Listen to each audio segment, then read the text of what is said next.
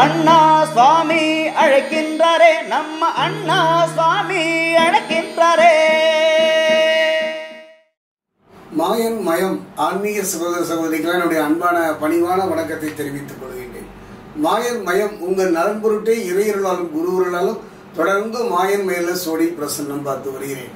அந்த வகையில் கடந்த காலத்தில் பார்த்தீங்கன்னா குரு பயிற்சி, சனி பயிற்சி, ராகு கேது பயிற்சி, 3 பயிற்சிகளை நாம் சந்தித்து வந்தாலும் கூட எந்த விதமான நற்பலனை பெறாத ஒரு காலகட்டத்தில் நவகிரகங்கள் நமக்கு நன்மை செய்வதற்காக ஒரு நிகழ்வை நடத்துகின்றன, ஒரு நாடகம் ஆடுகின்றன. அந்த வகையில் பார்க்கும் பொழுது அந்த குருவை பொறுத்த வரைக்கும் சனியை பொறுத்த வரைக்கும் 2 நிகழ்வு. அந்த பயிற்சியாளரும் கூட அவைக்கு பக்ரகதியை நிலை அடைகின்றன, பின்னோக்கி நகர்கின்றன, இல்லையென்றால் அதிசாரமாக விரைந்து சென்று திரும்புகின்றன. அந்த வகையில பார்க்கும் பொழுது கடக குருன்னு சொல்லுவாங்க. காரணம் என்ன? குரு பகவானை பொறுத்த வரைக்கும் மிதுனத்தில் இருக்கின்றார். எங்க இருக்கின்றார்? தன்னுடைய பகை வீட்டில் இருக்கார். பகை வீட்டில் இருந்து கொண்டு அவர் என்ன பலனை தந்துவிட முடியும்? அந்த வகையில பார்க்கும் பொழுது பகை வீட்டில் இருக்கக்கூடிய, அதுவும் மிதுனத்தில் இருக்கக்கூடிய குரு பகவான் பாத்தீங்கன்னா கடக குருவாக அக்டோபர் மாதம் 18/10/2025 அதிசாரம் பெற்று திரும்பவும் பாத்தீங்கன்னா டிசம்பர் மாதம் 5ஆம் தேதி மிதுனத்துக்கு திரும்ப வருகின்றார். இந்த இடைப்பட்ட நாட்கள் என்னன்னு பாத்தீங்கன்னா ஒரு 48 இருந்து ஒரு 50 நாட்கள். இந்த இடைப்பட்ட நாட்கள் அவர் எந்த விதமான தாக்கத்தை தரப்போகின்றார் என்பது மிக மிக முக்கிய காரணம். குரு பார்க்க கோடி நன்மை என்று சொல்வார்கள். அந்த குருவினுடைய பார்வை அபாரமானது, எத்தனை சாப பாவங்களையும் இருக்கக்கூடியது. குறிப்பா சொல்ல போனா ஒரு வாழ்க்கையில சுபகாரியங்கள் நடக்க வேண்டுமானால், ஒரு மகிழ்ச்சியும் சந்தோஷமும் விளையாட வேண்டுமானால், இழந்ததை திரும்ப வேண்டுமானால் குருவின் பார்வை வேண்டும். குரு இருக்கும் இடத்தை விட பார்க்கின்ற பார்வைக்கு வல்லமை தானே.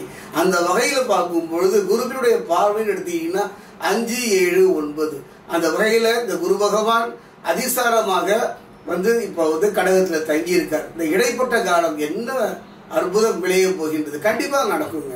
என்னுடைய அனுபவத்துல அறிவு, திறமை, ஆற்றல் இருந்தாலும் கூட நாம் சில நேரங்களில் திறமையற்று போகின்றோம். காரணம், திறமை இருந்தும் அந்த திறமையை வெளிப்படுத்த முடியாத ஒரு செயல்ல தானே நம்ம இருக்கோம். அப்படிப்பட்ட நேரத்தில் இந்த மனித மனம் இறைவனையும் இறைவன் சார்ந்த அந்த ஜோதிடத்தையும் நாடுகிறது. ஜோதிட பயிற்சி இந்த பாத்தீங்கன்னா இந்த சோடி பிரசனம் என்பது ஒரு அற்புதமான கலை. இது பொது பலன் தாங்க, பொது பலன் தான். நீங்க முழுமையாக தனிப்பட்ட முறையில் உங்க பலன் தெரிஞ்சுக்கணும்னா டிஸ்கிரிப்ஷன்ல என்னுடைய நம்பர் இருக்கு. நீங்க என்னோடு தொடர்பு கொண்டு என்னோடு தனிப்பட்ட முறையில் நேரில் சந்தித்து உங்களுடைய பலாபலனை தெரிந்து கொள்ளலாம். பார்ப்போமா? ஒவ்வொரு ராசிக்குமான பலாபலன். மேஷம் தொடங்கி மேஷத்தை தலையாக கொண்டால் மீனத்தை பாதமாக கொள்வார்கள். அந்த வகையில் மேஷத்தில் தொடங்கி மீனம் வரை 12 ராசிகளுக்கு தனித்தனியாக குரு அதிசாரம் பலனை இறையருளாலும் குருவர்களாலும் சொல்ல தொடங்குகின்றேன். மாயன் மயனை நீங்க தொடர்ந்து சப்ஸ்கிரைப் பண்ணி ஆதரவு தரணும்னு கேட்டுக்கிறேன். காரணம் என்னன்னா, திருத்தணியில் அமைகின்ற அந்த சனி பகவானுடைய ஆலயம் நல்ல முறையில் நடைபெறுவதற்கு ஒரு தீபம் ஏற்ற புண்ணியம் இந்த மாயன் மயனை நீங்க சப்ஸ்கிரைப் பண்ணுவதன் மூலமாக கிடைக்கும். எல்லாமல்ல என் தாய் பிரத்திகரா விஷ்ணு மாயனுடைய பரிபூரணமான ஆசி இதை கேட்கின்ற பார்க்கின்ற உங்க வாழ்க்கையில நிறையும். அருமையான ஒரு நல்ல சந்தர்ப்பம், ஒரு நல்ல வாய்ப்பு கிடைக்காதா ஏங்கி தவிக்கின்ற ஒரு காலகட்டம். தனுசு ராசியை பொறுத்த வரைக்கும் போராட்ட களமாகவே தான் வாழ்க்கை அமைந்திருந்தது கடந்த காலங்களில். காரணம், குரு பயிற்சியோ அல்லது சனி பயிற்சியோ அல்லது ராகு கேது பயிற்சியோ எந்த விதமான ஒரு மாற்றத்தையும் முன்னேற்றத்தையும் தொழில் ரீதியா வாழ்க்கையில தரல. கலங்கி போய்விட்டீர்கள். நல்ல மனைவி, நல்ல பிள்ளை, நல்ல குடும்பம் அமைந்தாலும் கூட ஏதோ ஒரு பிரச்சனை, ஏதோ ஒரு சிக்கலை வாழ்வில் சந்தித்துக் கொண்டே இருந்தீர்கள். அதே தொழிலை பொறுத்த வரைக்கும் நல்ல தொழில் தான் இல்லை என்று சொல்லவில்லை, அருமையான தொழில் தான். ஆனாலும் அந்த தொழிலில் முன்னேற்றம் இல்லவில்லை. இதை விட ஒரு நல்ல தொழில் கிடைக்காதா, அந்த தொழிலை நோக்கி நகர மாட்டோமோ என்று கலங்கி இருந்தீர்கள். திருமணத்தை பொறுத்தவரை காலம் கடந்த திருமணம் தான். சிலருக்கு காலம் கடந்தாலும் திருமணம் நடந்திருக்கும், சிலருக்கு நடக்காமல் போகும். அப்படிப்பட்ட ஒரு சூழ்நிலையில தான் இந்த குருவனுடைய அதிசார பயிற்சி. இந்த குரு பகவானுடைய அதிசார பயிற்சி எப்படி இருக்கும்? அதாவது ஒரு அருமையான சந்தர்ப்பத்தை தேர்ந்தெடுக்க. குரு பகவானை பொறுத்தவரை இருந்த இடம், அதாவது மிதுனத்துல இருந்து அவர் விரைவாக கிட்டத்தட்ட ஒரு 48-50 நாட்கள் கடகத்துக்கு விரைந்து செல்கின்றார். திரும்பவும் பார்த்தீங்கன்னா டிசம்பர் மாதம் 5ஆம் தேதி மிதுனத்துக்கு திரும்புகின்றார். இந்த இடைப்பட்ட காலம் தனுசு ராசிக்கு எவ்வாறு இருக்கும்? நல்ல காலமா, பொல்லாத காலமா, வாழ்வியலை முன்னேற்றத்தை சந்திக்க மாட்டோமா என்று கலங்கித்தான் போயிருந்தீர்கள். அப்படிப்பட்ட ஒரு சூழ்நிலையில சோழி பிரசன்னம் என்ன சொல்கிறது என்பதை இப்ப நம்ம பார்க்கிறோம். தனுசுவை பொறுத்த வரைக்கும் மூலம்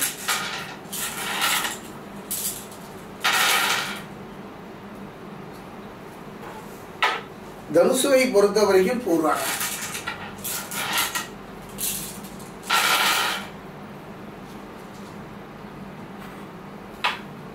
தனுசுவை பொறுத்த வரைக்கும் உத்திராடம் 1ஆம் பாதம்,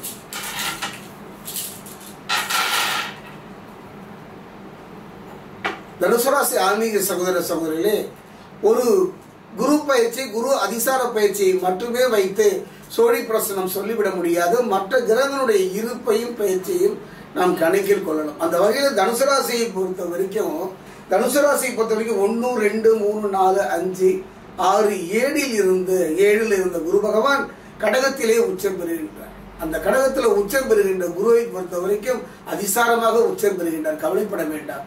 சில மறைமுக எதிர்ப்புகள் வந்து போகும். அதைத்தான் மறைமுக எதிர்ப்புகள். அதை எப்படி சொல்றதுன்னா, நீங்க யாரை நம்புவது யாரை நம்பாமல் போக முடியாது என்ற ஒரு இக்கட்டான ஒரு சூழ்நிலை தான். கவனமாக இருந்து விடுங்க. அதே நேரம் காலம் கிடைத்தாலும் கூட ஒரு நிம்மதியான ஒரு தொழில் உங்களை நோக்கி நகரும். அரசு துறையில ஒரு நல்ல ஆதாயம் பெறக்கூடிய ஒரு அற்புதமான ஒரு காலகட்டம். குடும்பத்தை விட்டு பிரிந்து தனித்து இருக்கக்கூடிய ஒரு சூழ்நிலை உருவாகும். தொழில் ரீதியா வாங்கிய கடனை அடைக்க முடியாமல் போராடி உங்க வாழ்க்கையில அந்த கடனை அடைப்பதற்கான சூழ்நிலையை குரு பகவான் அமைத்து தருவார். அதே நேரம் பாத்தீங்கன்னா செவ்வாயை பொறுத்த வரைக்கும் துலாம்ல இருந்து விருச்சிகத்துக்கு போயிட்டாங்க 27ஆம் தேதி. அதே பாத்தீங்கன்னா சனி பகவானை பொறுத்த வரைக்கும் தனுசுவை பொறுத்த வரைக்கும் இப்ப அர்த்தாசிரம சனிங்க வக்ரத்துல இருக்காரு. அதே நேரத்தில் பாத்தீங்கன்னா நவம்பர் 15ஆம் தேதிக்கு அப்புறம் வக்ரம் நீங்கி விடுகின்றார். வக்ரம் நீங்கி அவர் என்ன பண்றாருன்னா அர்த்தாசிரம சனி சகாய சனியாக மாறுகின்றார். இன்னும் 2-3 மாதங்கள்ல கவலையே பட வேண்டாம். குறுகிய காலம், இடைப்பட்ட காலம். இப்பதான் இந்த குருவனுடைய அதிசார பயிற்சி வந்திருக்கின்றது. குரு பகவானை பொறுத்தவரைக்கும் அவரை உச்சம் பெறுகின்ற இடம் கடகத்தில் ஒரு உச்சம் பெறுகின்றார். கவலையே பட வேண்டாம். கஷ்டங்கள் கொஞ்சம் கொஞ்சமா கரையும். மனக்கவலை கொஞ்சம் கொஞ்சமா மாறும். அதே நேரத்தில் குடும்பத்தில் நிலவி வந்த குழப்பங்கள் குறையும். குடும்பத்தில் ஒரு மங்களகரமான ஒரு நிகழ்வு நடைபெறும். நீண்ட தூர பயணங்களை போகும்போது கொஞ்சம் கவனமா இருங்க. உடல்நிலையில கவனமா இருங்க. அதே நேரத்தில் அரசு துறையில் இருப்பவங்களும் சரி, பொதுத்துறையில் இருப்பவங்களும் சரி, கொஞ்சம் எச்சரிக்கையா இருங்க. ஏன்னா இந்த காலகட்டத்தில் கடகத்தில் உச்சம் பெறும் குரு பகவான் இந்த அதிசாரத்துல மறைமுக எதிரிகளினால சில பிரச்சனைகளை தருவார். அதனால கவனமா இருங்க. அதே நேரத்தில் இந்த குரு இப்படி இருந்தாலும் கூட களத்திரகாரகன் சுக்கிரனை பொறுத்த வரைக்கும் சிம்மத்திலிருந்து கன்னிக்கு பயிற்சி ஆகின்றார். சூரியனை பொறுத்த வரைக்கும் கன்னியிலிருந்து துலாமுக்கு வருகின்றார்கள். ராகு மீனத்திலிருந்து கும்பம் போயிட்டாரு. கேது கன்னியிலிருந்து சிம்மத்துக்கு வந்துட்டார். ஆக மற்ற எல்லா கிரகங்களும் உங்களை ஒதுக்கி வைத்து விட்டன. எல்லா கிரகங்களும் உங்களை விட்டு நகர்ந்து விட்டன. நற்பலனை தருவதற்கு பதிலாக நற்பலனை தராவிட்டாலும் கூட கெடுபலன் வராது. காரணம் என்னன்னு பாத்தீங்கன்னா தெய்வ பலமும் தெய்வ பலமும் மனோபலமும் துணை இருக்கின்றது. உங்க குடும்பத்துல ஏதோ மறைந்து போன ஒரு கன்னி, அவளை தெய்வமாக, அதாவது கணவன் வழியில தெய்வமாக வழிபாடு பண்ணிருக்கீங்கன்னா தயவு செய்து அதை எடுத்து நின்று வழிபாடு செய்யுங்க. காரணம் என்ன, இந்த காலகட்டத்தில் 3 பலமும் குறைகின்ற நேரத்தில் 4வதாக அந்த பிதுர்கள் என்று சொல்லக்கூடிய முன்னோருடைய ஆசையை பெறக்கூடிய ஒரு சரியான நேரம் இந்த நேரம் தான் துலாம் ராசி. துலாம் ராசியை பொறுத்த வரைக்கும் நல்ல ஒரு மாற்றம் பெறலாம். காரணம் குரு பகவான். குரு பகவானை பொறுத்த வரைக்கும் அருமையான சந்தர்ப்பத்தை தருகின்றார். ஆனால் அவர் உச்சம் பெறுகின்ற இடம், அவர் திரும்பவும் வரும் பொழுது தன்னுடைய அதாவது பழைய இடத்துக்கு அவர் வரும்பொழுது பார்த்தீங்கன்னா மிதுனத்துக்கு வரும்போது அருமையான ஒரு மாற்றத்தை தருவார். இடையில இந்த இடைப்பட்ட 48 நாட்கள் ஒரு நல்ல பாடம். ஏற்கனவே நிறைய பாடங்களை கற்றுவிட்டோம், நிறைய அனுபவங்களை கற்றுவிட்டோம், நிறைய ஏமாற்றங்களை கற்றுவிட்டோம். சுவாமி இனி நல்லா இருப்ப கண்டிப்பா நல்லா இருக்கும். என்னுடைய அனுபவத்தில் பார்த்தீங்கன்னா 2 குருங்க, தேவகுருவும் அசுரகுருவும் அற்புதமான பலனை தரப்போகின்றார்கள். அந்த நேரம் கொஞ்சம் முன்ன பின்ன இருந்தாலும் கூட இந்த குரு அதிசார பயிற்சி நல்ல மாற்றத்தை, நல்ல முன்னேற்றத்துல தொழில வாழ்க்கையில கிடைக்கும். அரசு துறையில வேலை செய்வது மட்டும் கொஞ்சம் கவனமா இருந்தா போதும். அதே நேரத்தில் அரசியல்ல, ஆன்மீகத்துல, பொது வாழ்க்கையில் இருப்பவர்கள் நிதானமான போக்கை கையாள வேண்டும். யாரையும் பகைத்துக் கொள்ள வேண்டாம். தான் உண்டு தன் வேலை உண்டு இருப்பது இந்த காலகட்டத்தில் சிறப்பு. நீண்ட தூரம் பயணம் செல்லும் போது கவனமாக இருங்க. அந்த வகையில பார்க்கும் பொழுது இந்த குரு பகவானுடைய, அதான் குரு பகவானுடைய பார்வைன்னு சொன்ன இல்லைங்களா, 5, 7, 9 அந்த வகையில பார்க்கும் பொழுது தனுசு ராசியை பொறுத்த வரைக்கும் குருவினுடைய பார்வை கிடைக்காவிட்டாலும் குருவினுடைய அருள் முழுமையாக கிடைக்கும். காரணம் அவர் கடகத்துல அந்த அதிசாரத்துல உச்சம் பெற்று நிற்பதனால நல்ல ஒரு மாற்றத்தையும் ஒரு நல்ல முன்னேற்றத்தையும் தரக்கூடியவர். கவலையே பட வேண்டாம். எந்த பிரச்சனைகள் வந்தாலும் அது தலைக்கு வந்தது தலைப்பையோடு போகும் என்பதை போல மிகப்பெரிய ஒரு மாற்றத்தையும் மிகப்பெரிய ஒரு தாக்கத்தையும் இந்த குரு அதிசார பயிற்சி தரும். என்னுடைய அனுபவத்துல இந்த காலகட்டத்துல இப்படிப்பட்ட ஒரு சூழ்நிலையில வெற்றியை நோக்கி நகர்ந்தவர்களையும் இழந்ததை திரும்ப பெற்றவர்களையும் அற்புதமான நிலையை அடைந்ததை பார்த்திருக்கின்றேன். ஒன்னே ஒண்ணுதான், நீங்க தயவு செய்து ஒரு நம்பிக்கை தாங்க, ஒரு நம்பிக்கை தான் வாழ்க்கை. செவ்வாய்க்கு உரியவன் யாருன்னு பார்த்தா முருகன் தான். அந்த செவ்வாய்க்கு உரிய ஒரு இடம், அருமையான இடம் நிறைய இருந்தாலும் கூட திருத்தணி. காரணம் செவ்வாய் துலாமில் இருந்து விருச்சிகம் போவது என்னுடைய அனுபவத்தில் தனுசுக்கு நல்லதுதான். அந்த வகையில பார்க்கும்போது திருத்தணி முருகன் ஆலயம் சென்று முருகனை மனம் முருக பிரார்த்தனை செய்யுங்க. அதே நேரத்துல திருத்தணி அருகே இருக்கக்கூடிய பாத சனீஸ்வரர் ஆலயம், அந்த சனீஸ்வரர் ஆலயம் சென்று அங்க தரக்கூடிய நல்லெண்ணெயை கொண்டு உங்க கையாலே அபிஷேகம் செய்யுங்க. ஏன்னு பாத்தீங்கன்னா, அதாவது இப்ப ரோக சனியா இருக்காரு. அதே நேரத்துல பாத்தீங்கன்னா இப்ப பாத்தீங்கன்னா தனுசுக்கு அர்த்தாசிரம சனியா இருக்காரு. அர்த்தாசிரம சனியாக இருக்கக்கூடிய அந்த சனி பகவான் சனி பாத்தீங்கன்னா டிசம்பர் மாதம் 5ஆம் தேதி அது வரைக்கும் கொஞ்சம் பொதுமா இருக்கு. ஏன்னா குரு பகவான் தன்னுடைய பழைய இடத்துக்கே அவர் செல்கின்றார். அதே நேரத்தில் சனி பகவான் நவம்பர் 15ஆம் தேதி வக்ர நிவர்த்தி ஆகின்றார். அவர் வக்ர நிவர்த்தி ஆகும் போது சகாய சனியாக மாறுகின்றார். அர்த்தாஷ்டம சனியாக இருப்பவர் சகாய சனியாக மாறுகின்ற ஒரு அருமையான ஒரு காலகட்டம். கவனமாக இருங்கள், எச்சரிக்கையாக இருங்கள், நிதானமாக இருங்கள் என்று நான் ஏன் திரும்ப திரும்ப சொல்றேன்னா, அப்படி இப்படி என்று சொல்வதை விட இருப்பதை தக்க வைத்துக் கொள்ள வேண்டும்.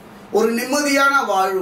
என்னுடைய அனுபவத்துல இப்படிப்பட்ட ஒரு சூழ்நிலையில கூட ஒரு நண்பர் காலகட்டம், என்னுடைய நண்பர் ஒருவர் கடுமையான எல்லா கிரகங்களும் அவரை கைவிட்ட பொழுது கூட அவரை பொறுத்த வரைக்கும் அந்த சகாய சனியை எதிர்பார்த்திருந்தார். அந்த இடைப்பட்ட காலத்தில் அவரை திருத்தணி முருகன் ஆலயத்தில் படியாக கடந்தார்.